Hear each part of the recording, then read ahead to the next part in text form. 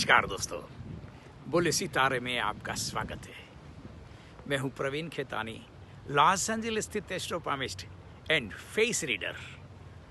ढेर सारे लोगों को इंडिया में होने वाले, पश्चिम बंगाल में होने वाले चुनाव में काफ़ी दिलचस्पी है। किसी ने पूछा है, पंडित जी, पश्चिम बंगाल में चलने वाले चुनावों के बारे में आपके सितारे क्या कहते हैं? एक तरफ तृणमूल कांग्रेस और इनके सहयोगी दल है, तो दूसरी तरफ भारतीय जनता पार्टी, उसमें माननीय वड़ा प्रधान नरेंद्र मोदी जी और अमित शाह, ये दोनों उनके प्रतिस्पर्धी हैं। अब हम ग्रहों के अनुसार इनका ठीक से अध्ययन करने की कोशिश करेंगे। दोस्तों, सबसे पहले हम लोग जो है तृणमूल कांग्रेस की ममता बनर्जी की कुंडली के बारे में चर्चा करेंगे। तृणमूल कांग्रेस की जो ममता बनर्जी है, उनका बर्थ 5 जनवरी यानी कि 5 जनवरी 1955 दोपहर को 12 बजे और कलकत्ता में इनका बर्थ हुआ है।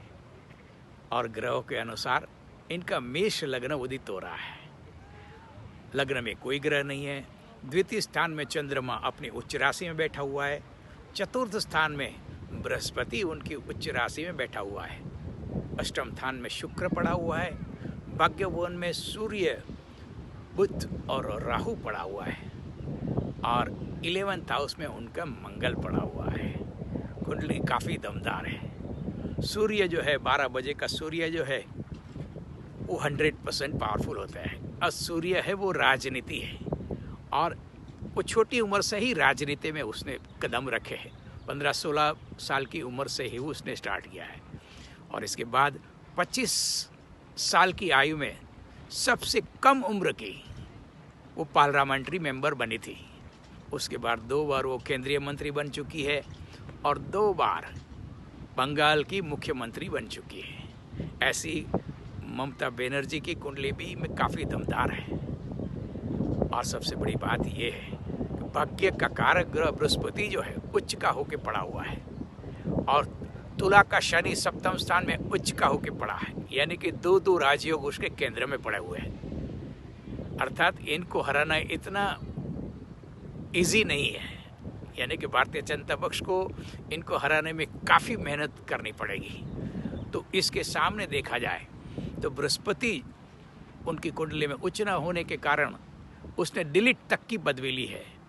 ग्रेजुएट भी हुई है, डबल ग्रेजुएट भी हुई है, डॉक्टरेट की पदवी भी इनके पास है। तो इनका ये प्रमाण मिलता है कि उनकी कुंडली में बृहस्पति उच्च का है, क्योंकि ऐसे लोग ज़्यादातर बहुत बड़े प्रोफेसर, बड़े ज्ञानी, बड़े रिसर्च फेलो भी होते हैं।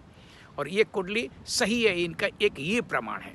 दूसरा प्रमाण ये है कि जब ये 15 या 17 साल की थी, इनके पिता का अकाल मृत्यु हो गया, क्योंकि दवाई की वजह से, कुछ कैंसर जैसे कोई बीमारी के कारण वो इनका इलाज न करवा सकी और इनका देहांत हो गया। तो सूर्य जब भी राहु के साथ होता है तो पिता की अकाल मृत्यु होती है। और ये दूसरा प्रमाण भी यही मिल रहा है कि इनकी कुंडली सही है।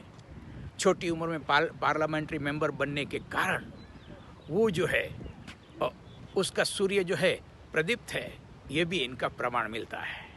ये तो हुए इनके फंडामेंटल ग्रह। अभी गोचर के आधार पर ये देखा जाएगा कि कौन विन होगा।